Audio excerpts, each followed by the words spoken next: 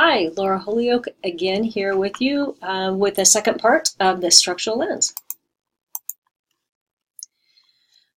Something that Bowman and Deal cover are structural tensions in their book, and I would like for you to look at any of these if you can find them in the Devil Wears Prada.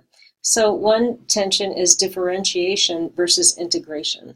So as organizations grow, they need more sophisticated and costly coordination strategies. Do you see any of these happening? Gap versus overlap. Are things not getting done or things getting done by more than one person? The same thing.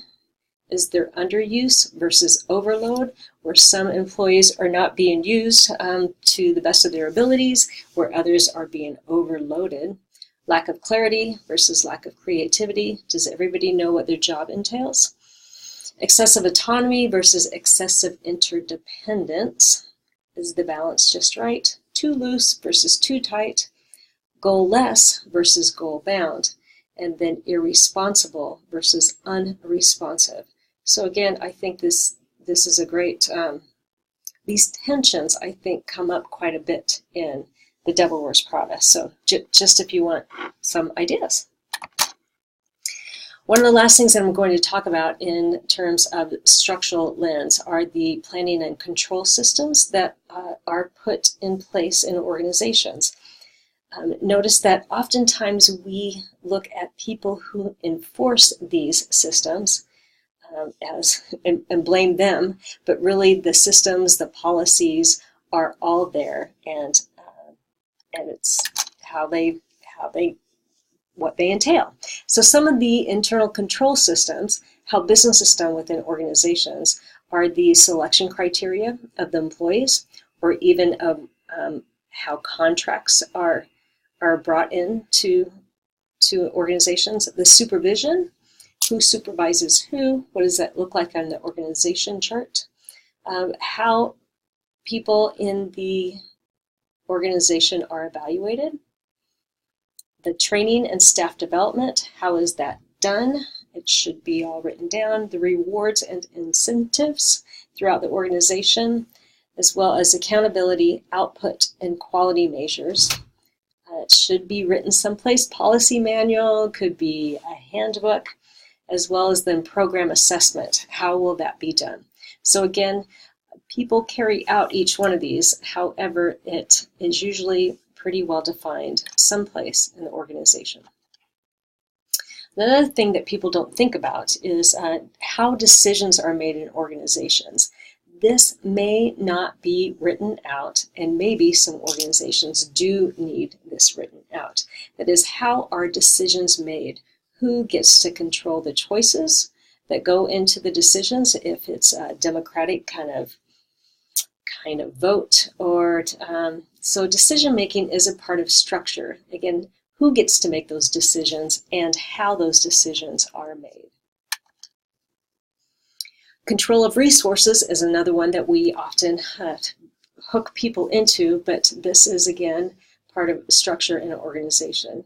So people, how money is controlled, the information that gets shared and how it gets shared, the skills in an organization and where they are put to use, how time is used in an organization. Some structures use a 24-hour clock. Some organizations tend to use, they do business overseas, so tend to adopt those hours. Some structures operate on semester systems. Others do, what would I want to say, annual, I just thought of plants, annual versus perennial.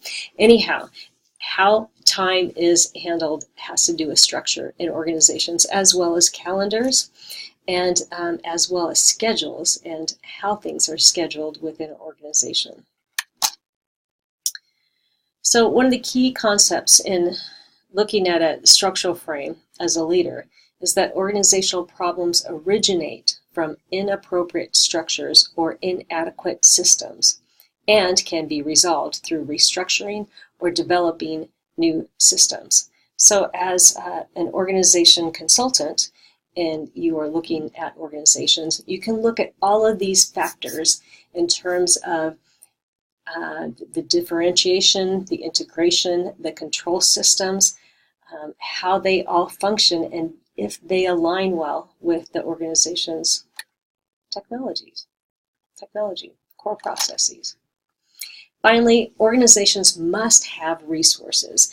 That is, they really need to have Slack resources in order to innovate, because Slack resources are discretionary over and above what you need just to get the job done. And when organizations don't have Slack resources or don't quite have enough, that's when structure tends to break down. That's when some of the control systems tend to go awry. That's when reporting lines, sometimes people are not replaced. So in order to really operate fully, one of the other elements in structure is money, and to have those resources for the organization. Oh, that's the end. This was a short one. Thanks so much for your time.